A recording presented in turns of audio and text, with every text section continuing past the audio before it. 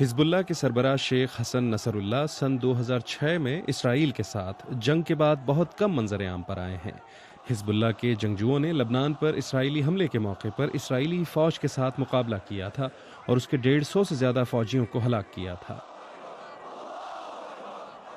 شیخ حسن نصر اللہ منگل کے روز بیروت میں ہونے والی ایک ریلی میں اچانک اپنے محافظوں کے ہمراہ نمودار ہوئے اور چند منٹ تک اسٹیج پر رہنے کے بعد وہاں سے چلے گئے۔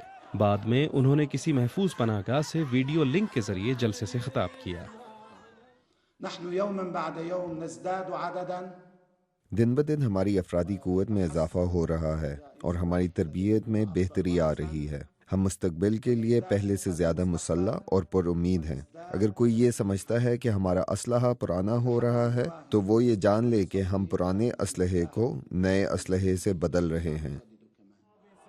حسن نصر اللہ ایسے موقع پر منظر عام پر آئے ہیں جب کہا جا رہا ہے کہ شام میں صدر بشار الاسد کی حکومت کے خاتمے کے بعد حزب اللہ کمزور ہو جائے گی۔